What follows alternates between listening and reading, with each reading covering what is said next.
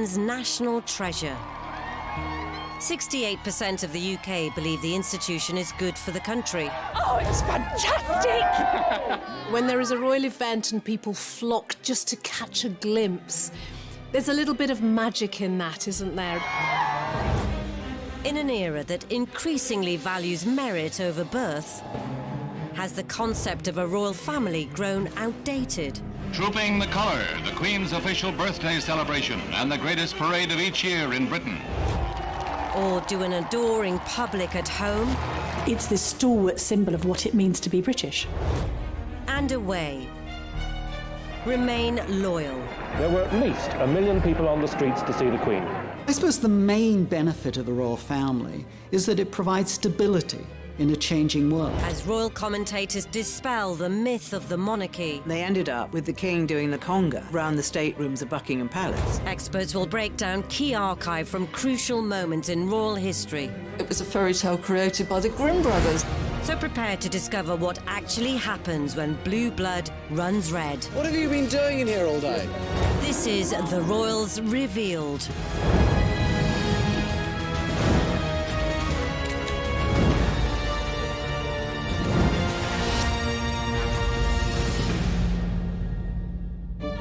In this episode, we reveal the money the royal family receive is on the up.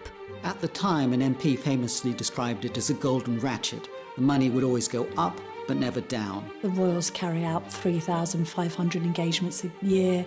It seems like people are getting a good bang for their buck. But in an uncertain financial climate, This is a huge amount of money draining away from the public purse.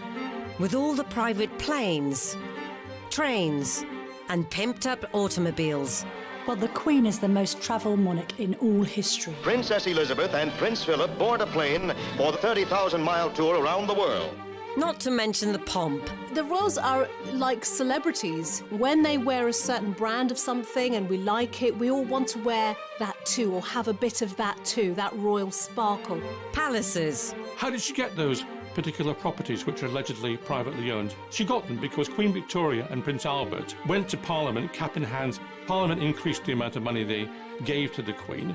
What she did was use that extra money to buy Sandringham and Balmoral, which therefore ought to belong to the state. and pageantry that comes with the territory. One of the things about Elizabeth that I've never seen contradicted is the sense that she puts duty first, almost to an insane degree. Are they truly worth it? It's a bad deal in terms of value for money, and the taxpayer getting ripped off. Today, Forbes estimate the wealth of the royal family to be £70 billion. Whilst that might be almost incomprehensible to most people, when the average family lives on just over £30,000 a year, it's not just about the money to us commoners, it's about the age-old principles. Certainly, I think the British look to the monarchy as a beacon of continuity and stability. And because they transcend politics, there's this sense that you're safe with them. That was especially important during the war. Famously, the Queen Mother, when told by her courtiers and the government, look, you must leave the country, she said, the King won't leave London, and so we're not leaving London. And many people have said that gave the royal family at least a century of credit with the British public. The sense of security the royal family brought the nation was symbolised by a show of splendour at Queen Elizabeth's coronation. It was sprinkling some, royal fairy dust on the nation, made everyone happy. So it probably justified paying a bit more money on it in order to make everyone much happier. I was a kid, I saw the coronation, and what really came off at the time of coronation was sweets, which pleased everybody, sweets and biscuits. Though some might argue the expense was elaborate in such austere times. People were on rations just after the Second World War in the run-up to the coronation, but actually the cash was splashed a bit to cheer people up after what had been a really difficult period and have this focus of Britishness, really, a celebration of the pomp and pageantry, which had been partly responsible for helping the Allies to win the war. And it was a tremendous day, and it was a tremendous start to the Queen's to the Queen's reign. And the way to maintain the monarch's new momentum was to get immersed among the masses. Walkabouts were nothing new. King George V, Queen Mary, did walkabouts during their reign. But for the Queen, it was a novel idea. It was something new. It was something that it brought her closer to the people. It brought the people closer to her. Throughout her life as the figurehead of the royal brand, the Queen has notched up over 20,000 engagements during her reign, providing morale boosts to workforces and the public at large. On a visit to Scotland, Queen Elizabeth and Prince Philip visit the ancient kingdom of Fife, coal-rich for over 7 centuries. And to the delight of Scot miners, descend Roth's Pit, newest of the Fife collieries. It's the first time the Queen has ever gone down into a mine. A novel and entertaining experience for all concerned. Elizabeth's white coveralls remained almost spotless, testimony to the modernity of the Roth's mine. She knows that there may be occasions when people see her for one time in their life and talk about it for years afterwards, so she wants to make that memorable. She has made it her mission to be so and has encouraged other members of the royal family to be as transparent and obvious as she has been, so that people feel that they're getting their money's worth and that they're getting to see the royals in action. She is that one constant figure. And I think when you see someone embedded in the culture, you actually get used to them, that they're a trust figure, they're part of the furniture. She's kept abreast with social, economic and political matters in weekly audiences with 14 prime ministers, and ensured the UK remained in close contact with hundreds of heads of state. De Gaulle's visit is a major public event as well, a high ceremonial occasion. With the Queen, he rides in an open carriage, escorted by the household cavalry in full regalia to the palace, through streets lined with curious and cheering Londoners. One of the things about Elizabeth that I've never seen contradicted is the sense that she puts duty first, almost to an insane degree. You know, when you think she's in her 90s and she's still perhaps managing 200 or 300 public engagements a year. It's extraordinary. But whilst all this hard work is clearly vital in terms of maintaining a national identity and the emotional and economic stability that it can be seen to bring, all the public-facing activities come at a price, which some are finding increasingly harder to stomach.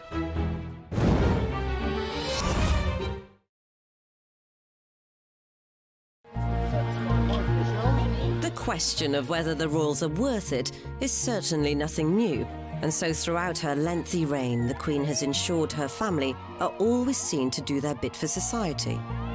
And supporting the community has always been top of the agenda. It was to aid the fund for building a vestry at Crathy Church near Balmoral that members of the royal family and their household helped at a sale of work at Abergeldy Castle. The Queen herself acted as a seller. What a terrific thrill for the customers. Princess Margaret was in charge of another section of the stall, and the Duke of Edinburgh, who proved a very brisk salesman, had a joke for every buyer. I think few would be able to resist the opportunity to see the Queen if she was visiting locally. Yes, there are Republicans that aren't interested in the monarchy at all, although few of them find fault with the Queen as an individual, because she famously hasn't really ever put a foot wrong. But there's a sense that everyone wants to be able to say, I saw the Queen once, and she said this, or she did that. People want to capture that moment. But in order to carry out these duties, the Queen has been entitled to an annual chunk of cash, which has been on the rise for over 250 years. In 1760, the government came to an arrangement with George III whereby the royal lands were handed over to the public, and in return for that, the king at the time was granted money each year to meet his expenses, called the civil list. That existed until really just a few years ago, 2012, when it was replaced by something called the sovereign grant. At the time, an MP famously described it as a golden ratchet. The money would always go up, but never down. And so it's proved. The civil list, for example, in 2011 was £7.9 million a year. By 2018, 7 years later, it was £82.3 million, the sovereign grant. This is at a time of austerity when everybody else was tightening their belts. It's an incredible sum, but what does that equate to for the public? The palace say that the cost of the monarchy is only about £1.20 for every citizen of Britain. Now, that's a little bit misleading and indeed a little bit naughty because it just applies to citizens and not the taxpayers. And secondly, the cost of the monarchy is a bit more than the formal cost of the sovereign grant, which is about £85 million. When you include all the hidden costs, and particularly security, which could add up another £100 million, the real cost is more like £300 million. So as we present our quickly passed on flowers, flap our Union Jacks, and burst out all the other paraphernalia, there's lots of costs churning away in the background, which the sovereign grant covers. It includes not only salaries for around about 300 people, private secretaries, craftspeople, groomsmen in the Royal Mews to run hospitality. There are garden parties, there are receptions. There are a whole host of things. There are getting the Queen around about the country to do her job. So it's money well spent. However, there's another sizable expense on the balance sheet. So originally the sovereign grant was in the region of £40 million a year. It's more than doubled because they've included the cost of refurbishing Buckingham Palace, which the royal household allowed to fall into rack and ruin over the last 60 years. That will continue to go up. It's likely to hit £100 million over the next few years. But those aren't the only renovations which have caused a Republican backlash. After the fire at Windsor, the government suggested the public should pay for Windsor Castle to be rebuilt and refurbished. And there was an outcry, and in the end, the money had to come from the Queen via entrance fees to Buckingham Palace. But when it came to refurbishing Buckingham Palace, £359 million, the taxpayer pays all of that. So about 10-15% of the grant really is earmarked to going for that refurbishment. At that percentage, it will be around a decade before all the work is done. So in the coming years, the Queen must delegate both cash and royal responsibilities carefully among the rest of the family. I'm not sure whether the public has a complete appreciation for the fact that the royals carry out 3,500 engagements a year, answer 1,000 letters, have dozens of audiences with leading figures from around the world. It seems like people are getting a good bang for their buck. Technically, the hardest working royal is Prince Charles, because when the engagements are all clocked up at the end of the year, he pretty much always appears to have carried out the most. The man is a workaholic. He believes in what he's doing. He works incredibly hard. But is Charles's coverage of the country as widespread as the quantity suggests? The public, for example, has mapped all the visits that Prince Charles did in 1 year, and they're all very much focused or clustered around London, around Highgrove in Gloucestershire, and around Balmoral in Scotland. So he doesn't go very far to do these things. It's very much about making sure that he remains in the limelight and that they project some sense of purpose. Charles could be criticised for doing too much. You know, he has been criticised for having too many fingers and too many pies. So the real issue is not just the quantity of engagements, but the quality of the work.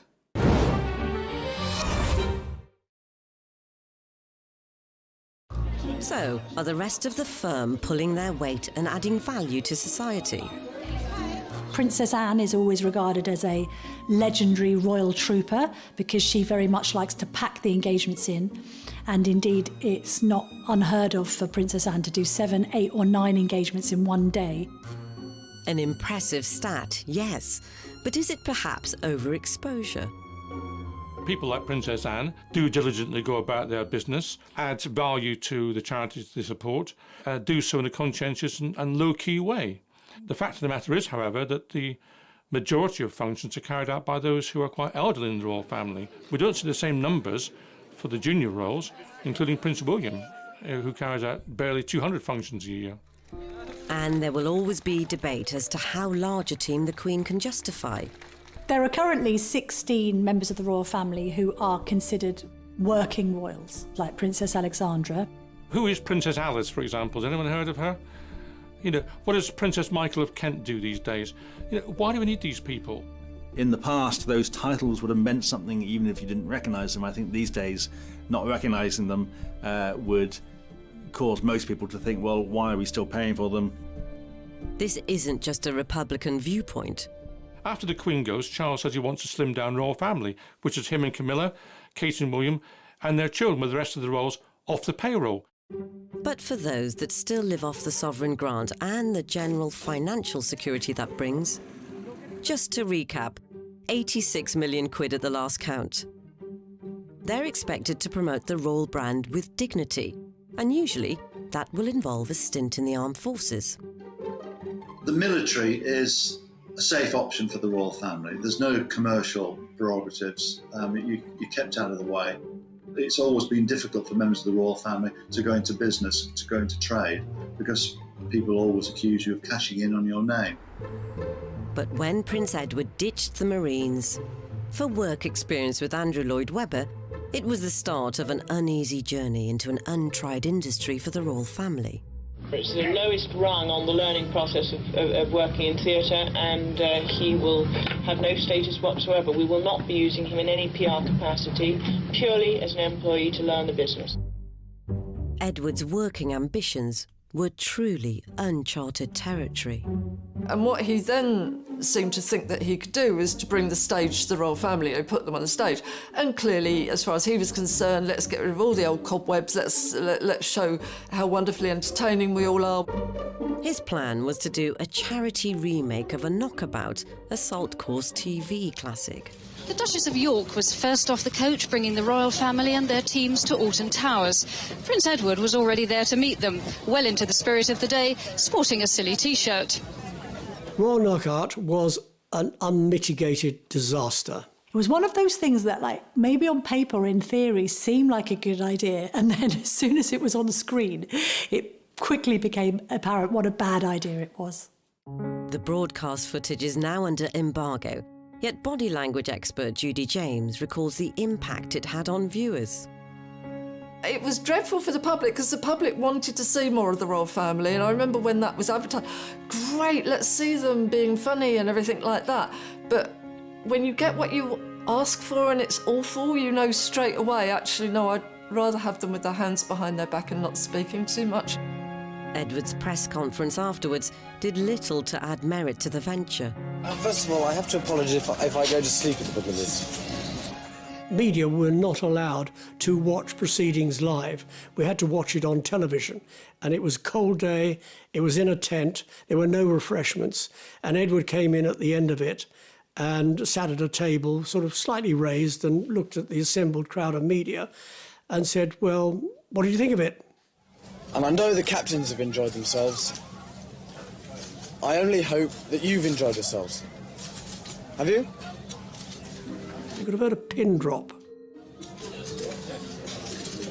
Well, thanks for sounding so bloody enthusiastic. What have you been doing in here all day? Have you been watching it? Yeah. What did you think of it? Thanks. I thought it was great. The headline the next day was, "It's a walkout," which just about summed it up. I think Edward had set himself up to be a champion in his own right. This was his star of the royal family. His brothers had been heroes, they'd been in the armed forces, etc., but he was going to do it theatrically and do this wonderful show that everybody would love him, and the royal family would say, oh no, Edward, you are now the most famous member of the royal family, and it didn't quite work out like that. I suppose it's difficult being the fourth son of the monarch. You don't really have a role, you have to create one for yourself. After an ill-fated foray into TV production, Edward was ultimately brought back in line as a working royal. There's this sense you've got to behave properly because you've got to be accountable. You've got to show that you're dutiful above all else, almost to the point sometimes where you've got to sacrifice your private life for duty. And that's a very difficult thing for many people. I mean, the royals are only human after all. It's no easier for them to do that than it would be for any of the rest of us who are not in the spotlight. Recently, the Queen's grandson, Peter Phillips, also fell foul in trying to do his own thing. They're entitled to their private people, but what is wrong is when they then invoke the royal name to boost their commercial activities. Peter Phillips was busy selling milk to the Chinese and pretending it all came from Windsor and the royal family drink this every morning and so on. That was an attempt to use his links with the royal family for commercial activities. That's entirely improper. One necessary activity for working royals is to represent the UK abroad. And whilst news reports may focus on how they sample regional delicacies, don the local dress, and generally embrace the culture, there's lots of crucial work going on off camera. Ever since before she ascended the throne, the Queen has been instilling royal values all over the world. Well, the Queen is the most travelled monarch in all history, and because she is the head of the Commonwealth as well as head of state in the UK, she needs to travel to Commonwealth countries to make sure that those countries appreciate the fact that they're seeing their Queen in the flesh. The royal family are our secret weapon in selling the UK abroad. Various governments abroad in foreign countries are more likely to take note of the United Kingdom if there's a member of the royal family on their doorstep rather than some dishevelled politician. They can see politicians anytime. They can't see the royal family at any time. It's absolutely right, of course, that the Queen and members of the royal family travel abroad to represent this country. However, some members of the royal family believe that, first of all, they do not have to use commercial airlines, but they must travel by private jet at vast cost to the taxpayer. People perhaps think that this is excessive. I would say the counter-argument to that is you can't expect the Queen necessarily to go on EasyJet. At its peak, the annual travel spend was a whopping 18 million. These days, it's nearer to 3 or 4. But besides flights, how do they spend so much? They always take large teams with them, including hairdressers, including dressers and valets, and of course their whole press team. So this rapidly becomes a very expensive venture compared, for example, to an ambassador or politician who would cost a fraction of that because they simply wouldn't get away with taking that kind of team with them. And let's not even get started on the outfits. I mean, the royals don't do capsule wardrobes. The Canada leg of this tour, 6,000 kilometres, approximately 50 separate events, and of course 40 outfits. There may be a job in the morning that requires trousers, an afternoon job that requires a floaty summer dress, and in the evening, full white tie attire. This is a world away from a typical family holiday. It's a family holiday multiplied by the hundreds. Whilst it may seem to cost the earth for the royals to travel the globe, it's all about adding deeper value to the union at large. Absolutely, it's a way of maintaining shared history. Also, it gives a morale boost to countries to see royalty there. It also serves to keep ideas of republicanism at bay. Australia's flirted with the idea of republicanism. Canada's flirted with the idea of it. And it's no surprise, perhaps, that both of those countries have recently been visited by high-profile royals, including the Duke and Duchess of Cambridge and their children. They made it real. They brought the monarchy to the people. With such strong international relations to withhold, it's been integral for the Queen to ensure her representatives maintain her good name. But financial controversies in the recent past have seen the notion of royal entitlements come under fire.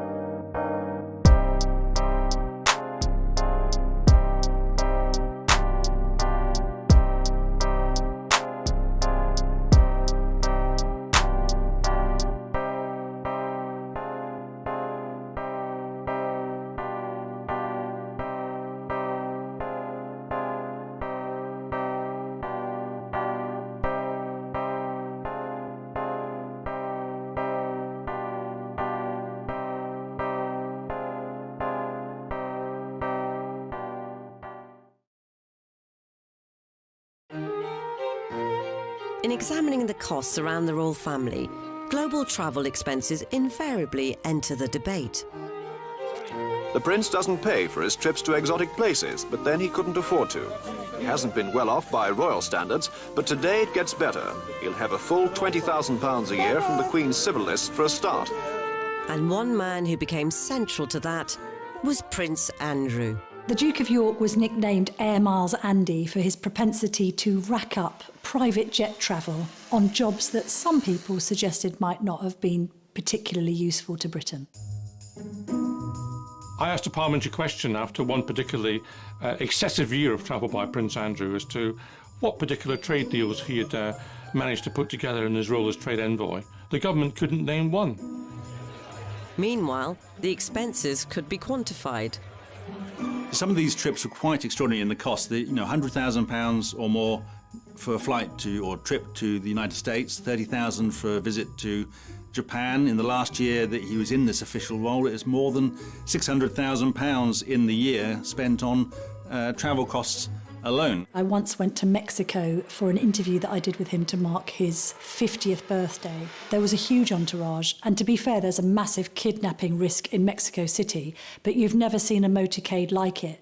And I did get the impression that Prince Andrew quite enjoyed the notion of being centre of attention and almost seeming presidential. Most famously, he demanded that his valet bring with him a 6-foot ironing board. So you got the ludicrous situation of some royal lackey having to carry it out of the plane into the waiting Land Rover or whatever. Even back in drizzly old Blighty, the jet setting continued. He's become known as Air Miles Andy. This private jet is taking the Duke of York to Newcastle. Bad weather had grounded the royal helicopter. It was a reminder of repeated accusations of extravagance. Did you have to go by private jet to Newcastle? Yeah, because there was no other way of getting there and back, bearing in mind from what I was doing before and what I was doing afterwards. Well, there was this sense as well that Prince Andrew kept on taking helicopters to go short distances and private jets when surely a commuter train, God forbid, would have sufficed. This idea of him being quite grandiose and dismissing the notion of taking scheduled flights because he was very important as the Queen's son sort of cast a cloud over everything that he was doing. Eyebrows were also raised in the manner of which he conducted his leisure time. There was one occasion when he went to Northern Ireland to Portrush when he played a golf match, and because it took a bit longer than expected, he was an hours late to be guest of honour at an event where he should have been attending in his royal capacity. And I know for a fact that some of his aides had to take him aside and say, seriously, you cannot take the golf clubs on these trips. It's completely the wrong look. You're there to do an official job on behalf of the Queen, not enjoy 18 holes at St Andrews. Ultimately, with mounting criticism, Andrew retired from his roving role in 2011. A reported £57 million bank balance makes him the third richest royal. But the cost to his reputation, after a much-published acquaintance with one business associate, may well be harder to quantify. So understandably, Andrew has been told to step back from royal duties, to have essentially zero public presence because of the continuing allegations that hang over his head in relation to his relationship with Epstein. Even though Andrew denies any wrongdoing, he wouldn't be the only team member in the top tier to be relegated to the reserves in the last year, as Prince Harry faced his own financial backlash when he and Meghan set about renovating Frogmore Cottage. The bill seemed quite hefty for the size of property that it was, 2.4 million. I think comparatively, when the Cambridges renovated their apartment at Kensington Palace, which is a 20-bed palatial mansion, it cost just over 4. So people started scratching their heads, looking at the arithmetic and thinking, goodness me, Harry and Meghan haven't scrimped here. Then, of course, they then abandoned their roles that they had taken on and decided not to use the cottage full-time, but still expected the taxpayer to fund it. What most people don't like about the royal family is when they want it both ways. This happened with the departure of Prince Harry and Meghan. Initially, what Harry wanted was to have a hybrid royal, to be half in, half out, i.e. to receive some money from the sovereign grant, at the same time to be able to earn a living independently. Now, the two things really don't go together. I think that most people in this country, your ordinary hard-working families up and down the UK, would think that having £30 million in the bank makes you financially independent. So the whole thing was a farce. As the Duke and Duchess did away with their HRH titles, which they'd only had for barely 18 months, they ended a temporary residence in the Commonwealth country of Canada and moved to LA, where they're currently hauled up in a palatial Beverly Hills pad, market value roughly £18 million. So what of Harry and Meghan's earning potential stateside? They'll be able to command 6-7-figure fees for making keynote speeches, for being directors of various companies, for writing their own books if they wish. So I wouldn't worry about Meghan and Harry making a few bob. In fact, they've just signed a multi-year deal with streaming channel Netflix for reportedly £112 million. But even these eye-watering sums is small change compared to the biggest royal earners, as the Queen and Prince Charles control most of the family fortune. The Duchy of Lancaster is the Queen's ancestral estate. It's really a portfolio of land, mainly in Lancashire and Yorkshire. But the thing is, in recent years, the profits from that land have really gone up enormously. In 1760, when most of the Crown lands were handed over to the government in return for the civil list being created for George III, the Duchy of Lancaster was somehow overlooked. It was only worth £16 a year in those days. Now it's worth £533 million a year and produces an income stream for the Queen for her private use. Yet only 2 royal properties are personally owned by the Queen. First, the sprawling £115 million Scottish getaway, Balmoral. The Queen famously spends about 2 months of the year up in Balmoral, and other members of the family like to go to their country estates. So it's a very difficult thing to keep a balancing act between, on the one hand, connecting with the mass of the population, which is their role, and at the same time having a degree of privacy, which keeps them sane. Second, Sandringham, a relative steal at around £50 million.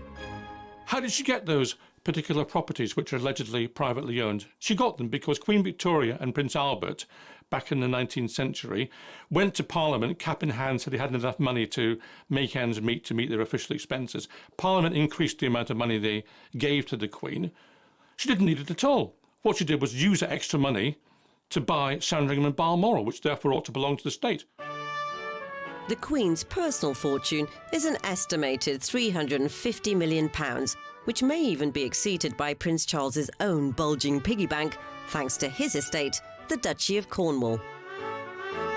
The land that it owns is larger than many of Britain's largest cities combined, although it's spread across more than 20 counties across southern England, and it earns in excess of £20 million a year for Prince Charles, and there's no rule that says we have to allow Prince Charles to take that money. It is something which we have permitted over the last 200 years. The management of these trust funds has constantly raised questions as to how the Queen and Prince Charles invest their money. In my time in Parliament, I asked a number of parliamentary questions about the operation of the Duchy of Lancaster, the Duchy of Cornwall and other such matters.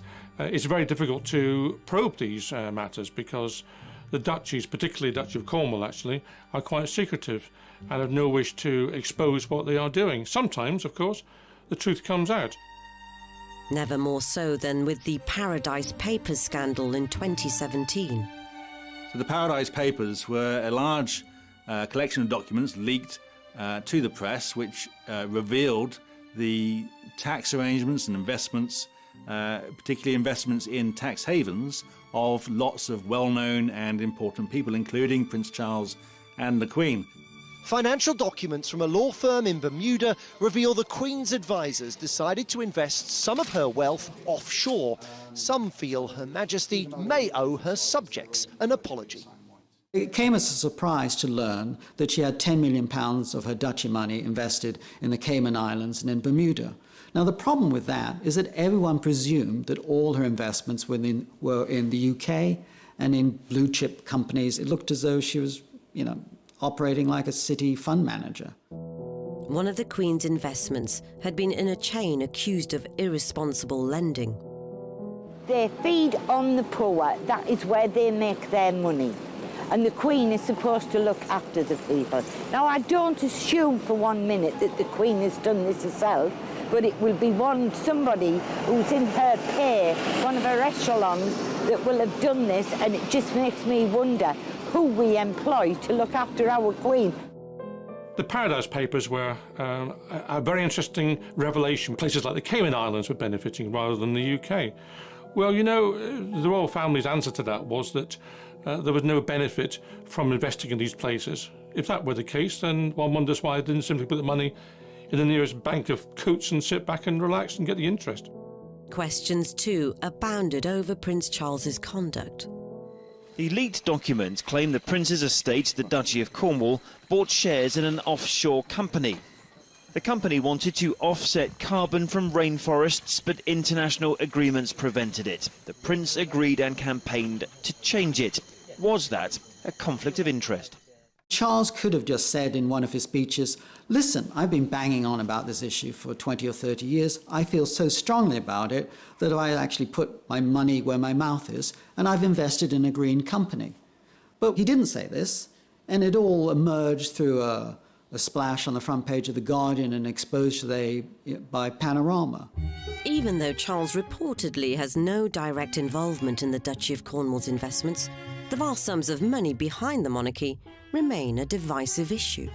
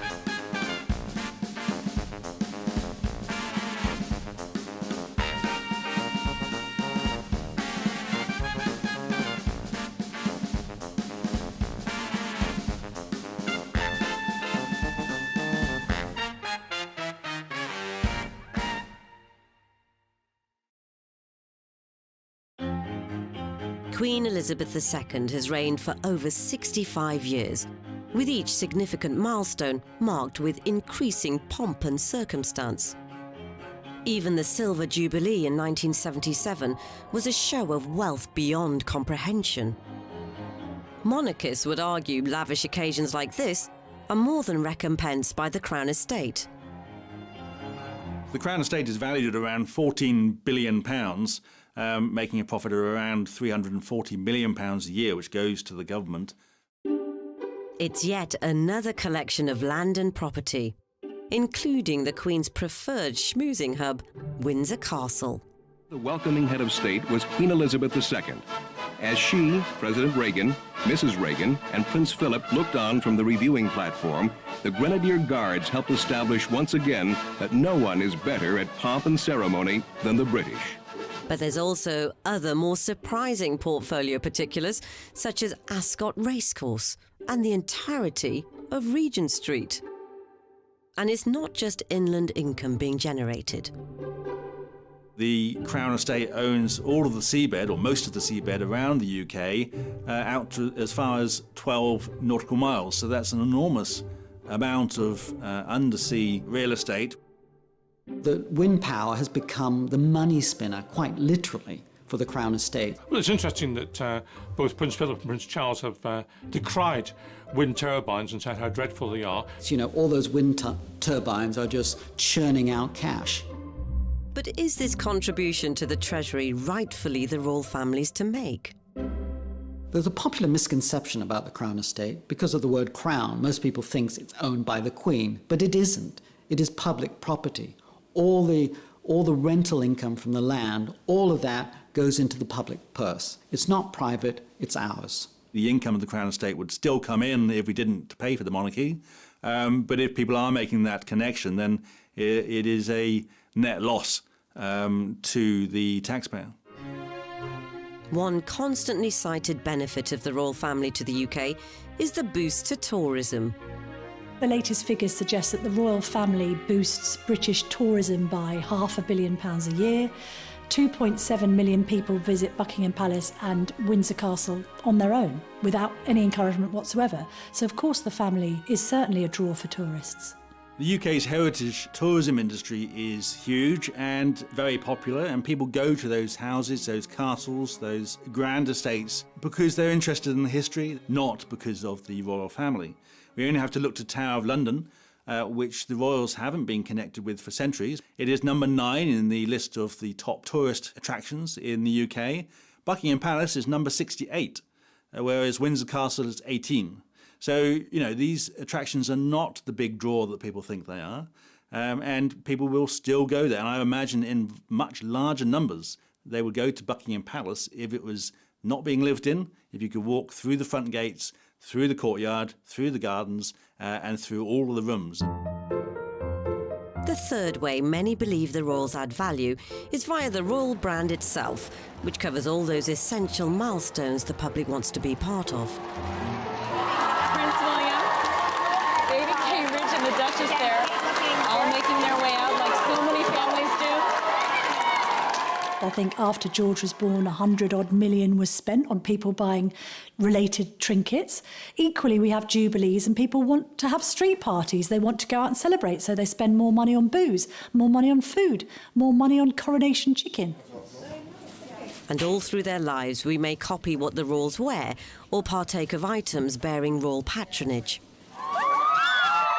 The royals are like celebrities. When they wear a certain brand of something and we like it, we all want to wear that too, or have a bit of that too, that royal sparkle. It's estimated through informal endorsements, royal warrants and other media coverage, the royal family added an extra £887 million to the economy.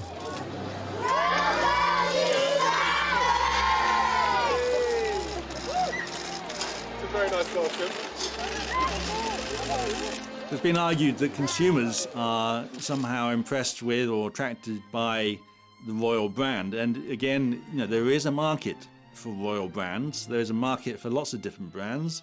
But the point is, the monarchy is not there to make us money. It's not there to be a brand. It's there to provide us with a head of state. So then, is there a point to suggest that it's impossible to quantify their true value to the nation? The royals have gone through times of great popularity, and also there have been downturns in their popularity. And I think we do have that two-way relationship, that when they're not meeting our needs as a nation, we can get pretty grumpy about that and let them know. For instance, when Diana died and we didn't see the Queen, I think public pressure was on her to change what she did. And the survival of the monarchy is a bit like maintaining tradition, but showing a willingness to be flexible. And that's what we like. Of course, there will always be doubters. The Queen has done her best for this country, and I think most people recognise the effort she's made to discharge her public duties. But the fact of the matter is that the royal family is, through no fault of its own perhaps, unhelpful to this country going forward. We have to recognise that Britain in 2021 is not the same country as Britain was in 1921. And the royal family, in that sense, holds us back. We have to recognise our new role in the world, not pretend that things have not changed. Maybe it simply boils down to the eccentricities of how the British people lead their lives.